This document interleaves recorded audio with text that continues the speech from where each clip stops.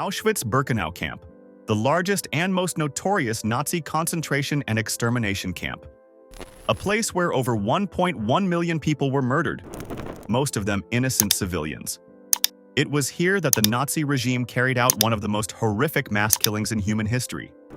Men, women, and children, gassed, starved, tortured, and worked to death. This was not a battlefield. There was no chaos of war here. This was organized, systematic murder. People were brought in by train, crammed into cattle cars. Some were sent directly to the gas chambers within minutes of arrival. Others endured forced labor, medical experiments, and starvation, anyone the Nazis deemed unworthy of life. This documentary takes you inside Auschwitz-Birkenau, not just to learn facts, but to witness, reflect, and understand what this place truly was. Because the moment we forget is the moment it can happen again.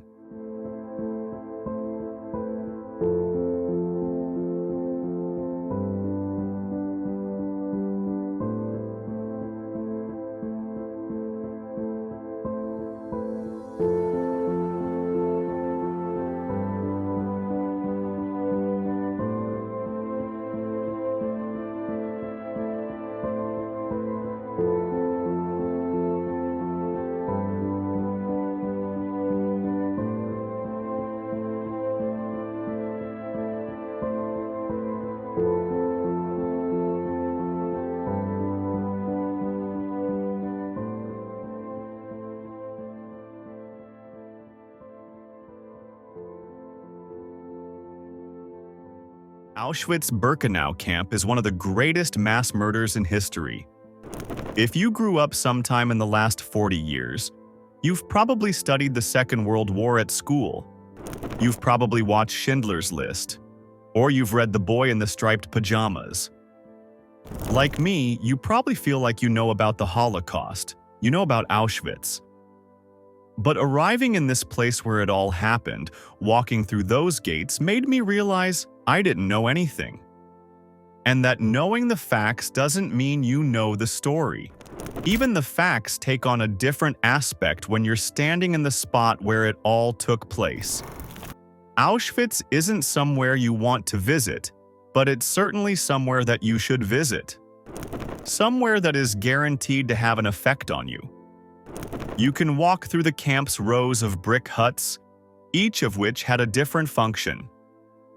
There's Block 20, and the so-called hospital, which was more of a lab, where doctors like Dr. Mengele used prisoners as guinea pigs, experimenting with different ways of killing them more efficiently.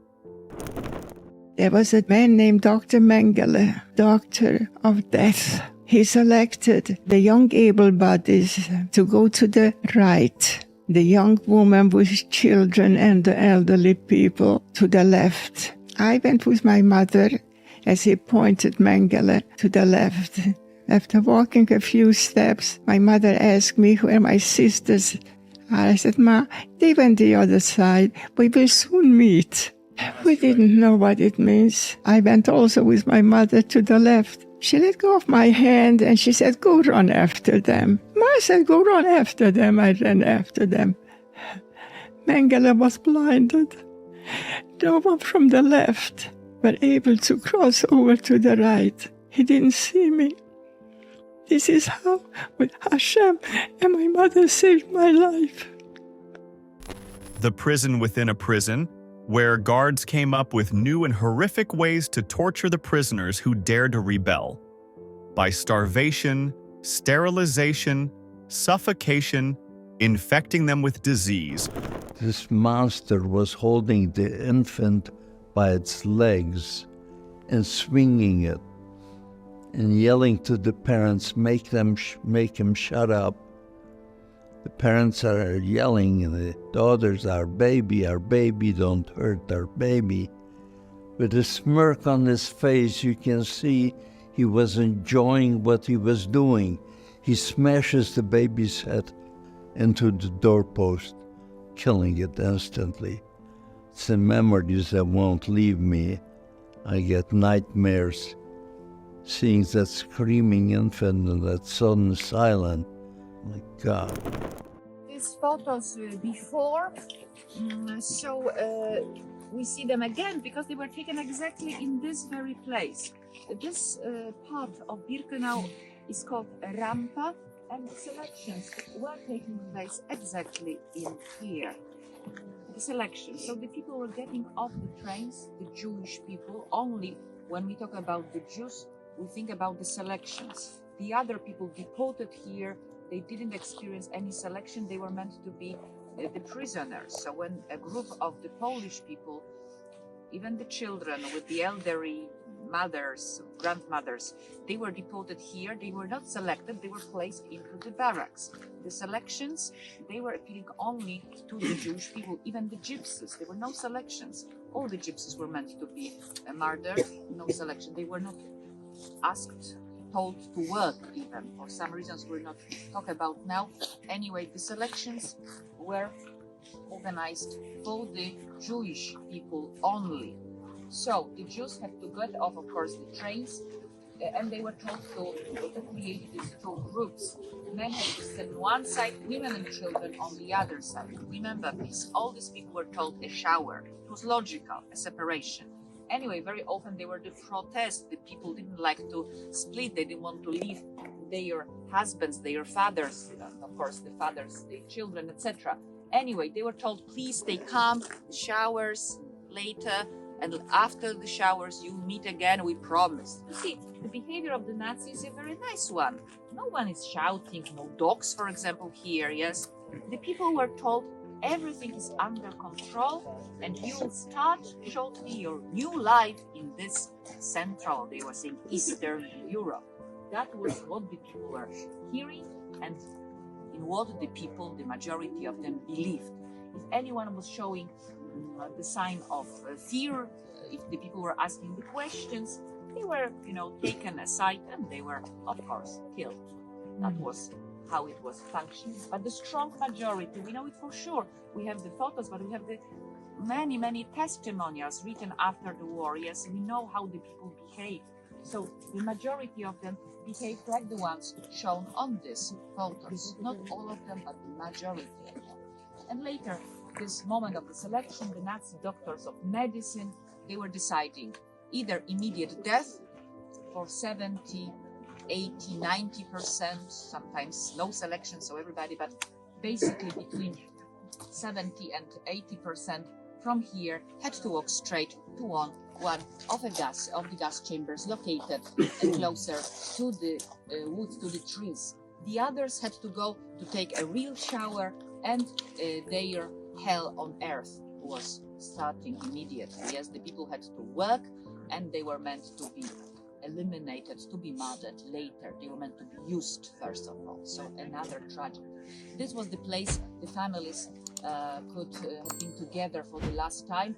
My friend Bernard often, he's now 95 years old, he survived Auschwitz, and it is the place he saw his father for the last time, yes?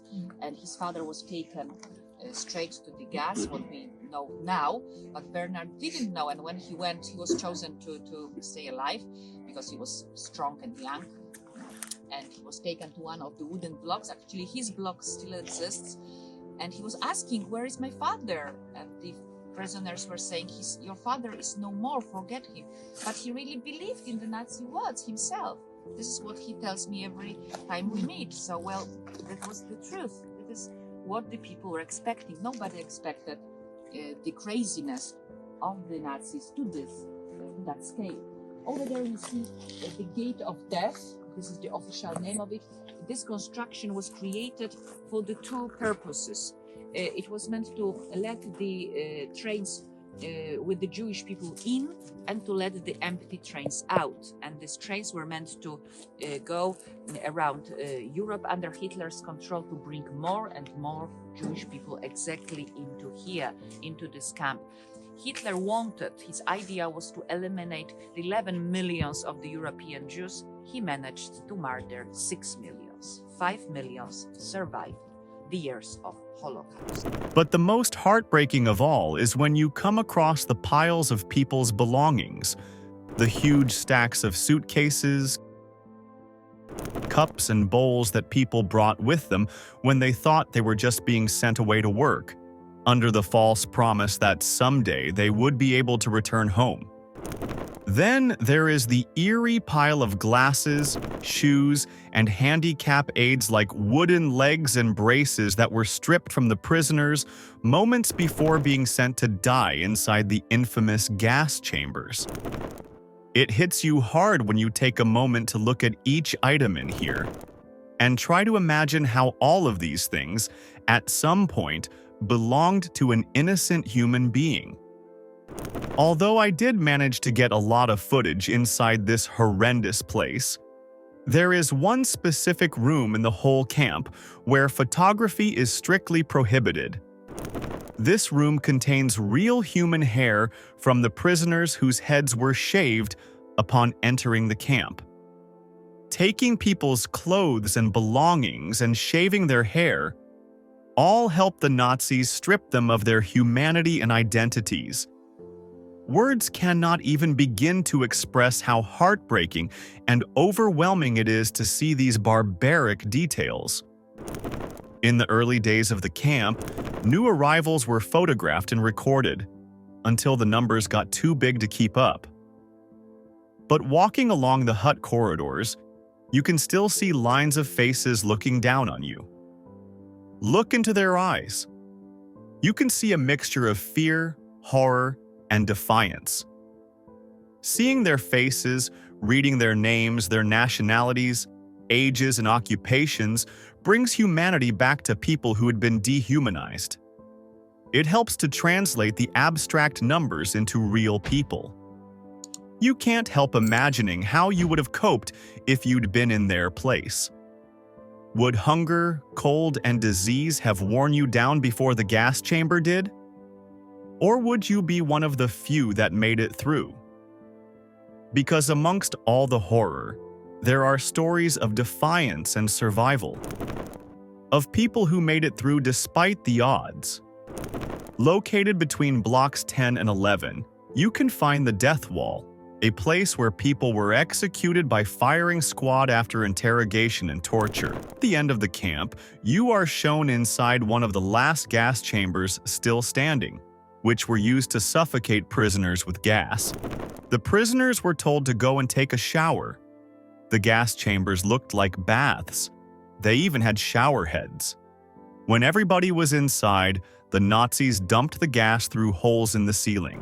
Weaker people died immediately, but the young and strong took up to 20 minutes before perishing in the toxic fumes. The most touching part is when you notice the nail scratches marked upon the walls.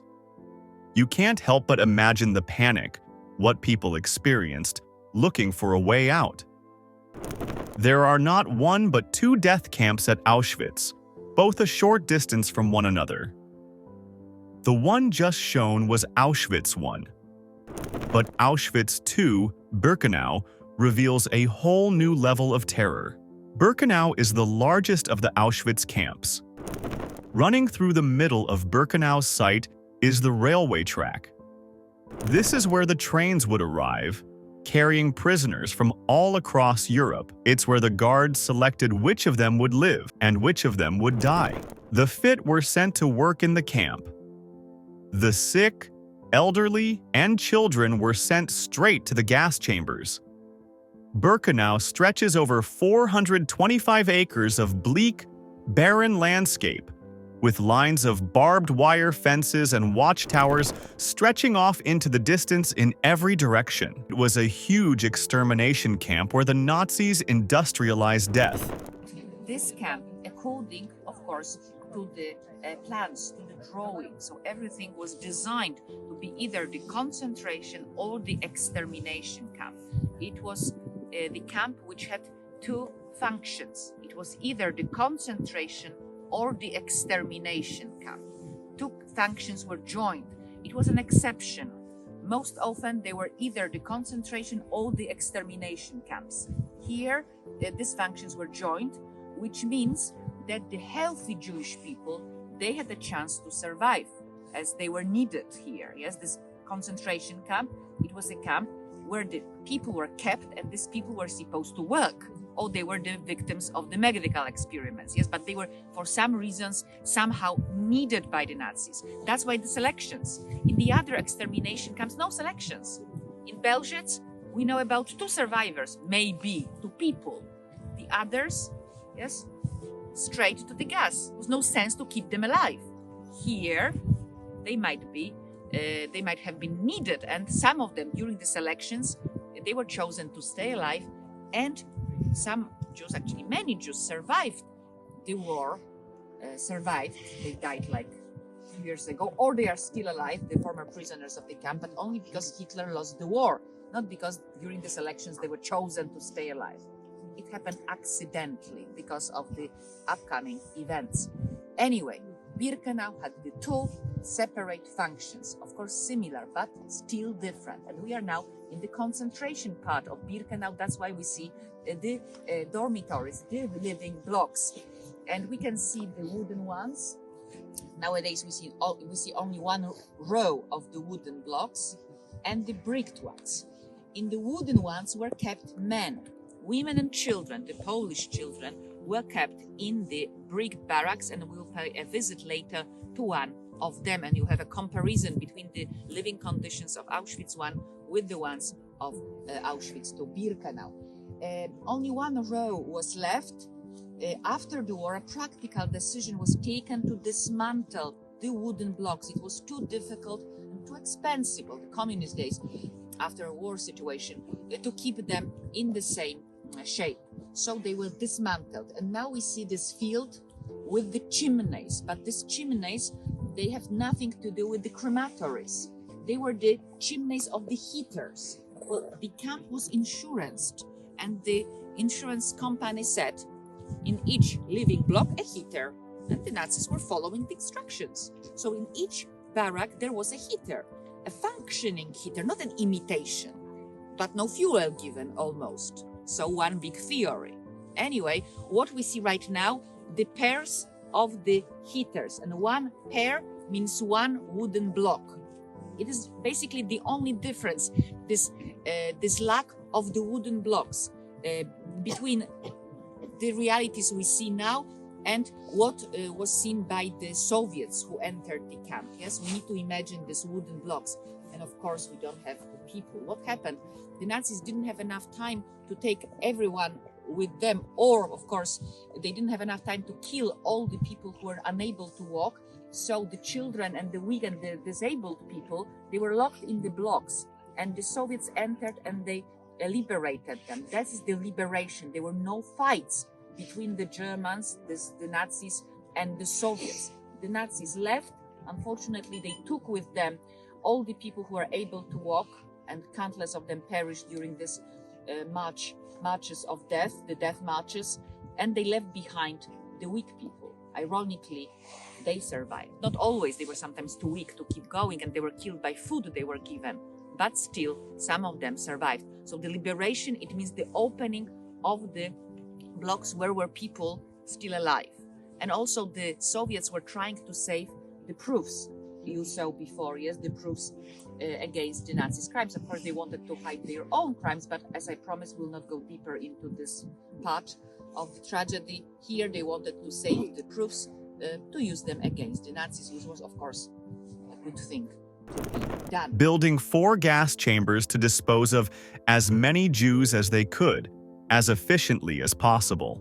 Most of Birkenau's buildings were destroyed in 1945 when the Nazis tried to hide evidence of what they'd done from the approaching Soviet army. Number 4, because this model we saw before was constructed, was created according to the plans, to the drawings of this particular gas chamber and crematory. Your imagination will be a big help to you, because now we see only the stones, only the foundations. So we should recall ourselves this model, plus our imagination we should use, and we should see the people chosen to die queuing to go to the undressing room. This space I'm pointing right now, it was the undressing room. The people were supposed to leave their clothes. A shower, it was logical for them. No one was almost protesting. when a particular group of the people was undressed, was naked, the people had to walk around the corner to this section behind my back, which they believed would be a shower room, and what in fact was a gas chamber. Yes, 2,000 people could have fit inside. 2,000 people at the same time could have been gassed. So this was a building, proper building, and the Nazi doctors of medicine, once again, I guess the same story we experienced before. Yes, the Nazi doctors of medicine wearing the anti-gas masks.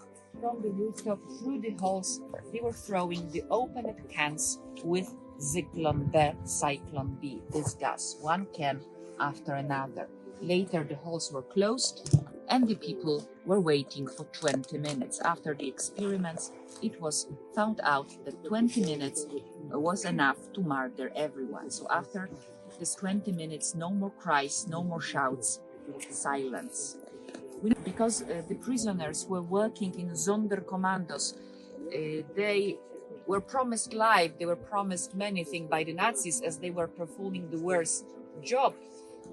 But they discovered later that this promise of life to them and their families was another Nazi lie, because they were cremating the bodies of their children, of their parents, and they were promised life for themselves and their family members. So once they learned that it was nonsense, it was a lie, they decided to take the notes, and they were hiding because they knew they were not going to survive. So they were taking the notes, they were hiding the notes with their experiences in the jars, and the jars into the soil nearby. And these testimonials were found after the end of the war. Almost all members of Sonderkommandos died in here, were murdered in here.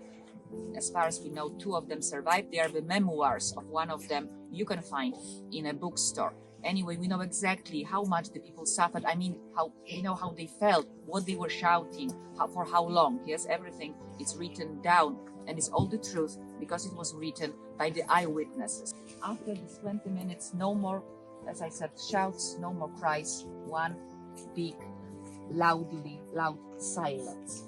And the prisoners had to open the other doors, and they were putting the corpses on a lift, and this lift was transporting the bodies on the upper condemnation, and the prisoners, the Sonderkommando members, had to shave off the women's heads. They had to search for the golden teeth. They had to collect the jewelry from the people's bodies, and also inside the bodies they had to search. Later, they were putting the corpses to the crematory ovens, 1 hour approximately for 2 corpses. And the ashes of the cremated bodies were thrown most often to the ponds located by the crematories, but of course not enough room. So also they were thrown to the rivers, like Vistula River nearby, or as people say, they were thrown on the fields, and from this suspicion came that they were used for purposes to be the fertilizers, but we have no proofs. Anyway, this is how this production of death was looking like. I'm telling it, I know how inhuman it sounds, but this is what the Nazis did. They created the death factories, dehumanization, the total dehumanization, and no respect to people after death as well. Yes, these people were not the people in their eyes. They were nothing. Yes, they were not entitled to live, and they didn't deserve, according to them, any respect, after death. And we say, once again, I will say it, we say Auschwitz, a museum, we say memorial, we say the former complex of the Nazi camps. Yes, it's all the truth. But first of all, Auschwitz, the complex of Auschwitz today, in the 21st century, yes, 2024, today, it's possible to go behind these ruins and find a trace of the people's bones, the traces of the people's bones today, not 8 years ago, today, it's possible. We cannot do anything, we cannot bury these people. We are here to remember that, that's the only thing we can do. Fire under the warehouses where were kept the Jews' belongings, yes, the things brought into here by the people who hoped, who believed in life. So they said a fire under these warehouses, and the Soviets, a few years later, they were jumping into the burning warehouses and they were trying their best to save the objects. As I told you, this part of the tragedy, this story before. And what we have now in the extermination parts, apart the ruins, and we approach shortly the ruins of the gas chamber and crematory number 2. Apart the ruins, we have this memorial, and on 27th January, once again, this ceremony which will commemorate the 80th anniversary this year, the next year, the 80th anniversary of the liberation. Again, it will take place in here. So every year on 27th January, the Remembrance Day is celebrated exactly in front of this memorial. This construction, this is the communist taste of the 60s of the last century. It is a place we think about the tragedy, we remember the victims. That's maybe all, yes? Anyway, maybe you'll switch on TV, switch on internet, and you'll see on 27 January 2025 the transmission of the ceremony coming from this very place, and you'll also see the entire spot. I suggest. On the piles of brick and twisted metal where the gas chambers once stood, and go inside the wooden huts where people would sleep. Up to 1,000 people, tightly packed in like cattle. These huts had bunk-style layouts, with 8 prisoners sharing each bunk, and the rest having to sleep on the dirty, rat-infested floor. Even in January, the cold and damp made it uncomfortable to be outside for too long. I couldn't even imagine what it would be like living through a winter here. Working 12 hours a day in thin clothes and wooden shoes, on minimal food, fighting disease, exhaustion, and abuse every day just to stay alive. The lack of the fresh air, the diseases, the bugs which were eating them alive, and women were less needed by the Nazis. They were not as useful as men. They were not as strong physically as men. So even worse conditions they were going through. Less care, it's possible to say, less food were given to them. Very often the blocks, the barracks, I mean, they were simply locked and women were left to die. There was not enough room for them in the gas chambers as the transport, the Jews were coming. So this elderly Polish women, they were left to die. Yes, as simple and as terrible again as that. So we walk around one of the brick blocks, we'll see the bunk beds. Also, they have 3 levels, but not 2 people were sleeping on one level, but sometimes 15, sometimes more. Also, the last consignation was used as a sleeping section, as a sleeping place. There were no mattresses almost given to them, only the straw, the dirty blankets, nothing proper, nothing more. And also what we will see inside some graffitis, they were not made by these women but by the vandals. Okay, so please do not look at the inscriptions on the walls. Do not think that these women left any trace of their presence. Nothing, as far as we know, was left. So we will walk around this, but your imagination.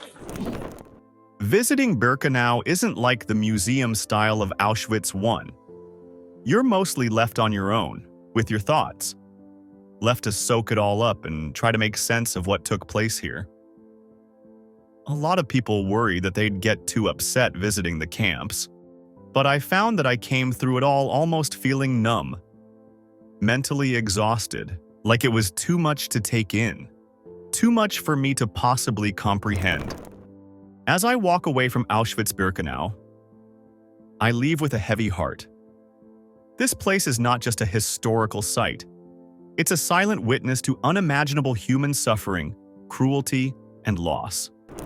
So betrayed, and I knew who it was, but that was already the end of the war. That was when the Russians invaded the eastern part and Allied, the western part. So there were no more trains leaving for Auschwitz, or so we were all the other camps. Actually, Anne Frank was on the very last train that in September 44 that went to Poland. Because then, you know, the Russians, they bombed all the railroad lines, you know, the very last train. My father would say, don't ever, ever say that you're Jewish.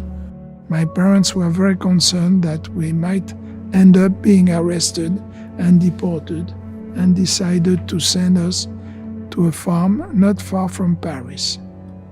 They did not tell the lady we were Jewish. Meanwhile, my parents stayed home, hoping that they would not be taken away. After I told the lady we were Jewish, she sent us right back to our parents. We were very lucky to survive. Over 1 million people, most of them Jews, were murdered here, not because of what they did, but because of who they were. If this video moved you, I encourage you to share it. Let the stories of Auschwitz echo far beyond its walls. Like and comment your thoughts below, and subscribe for more historical journeys that matter. And most importantly, let's be the generation that remembers. Thank you for watching.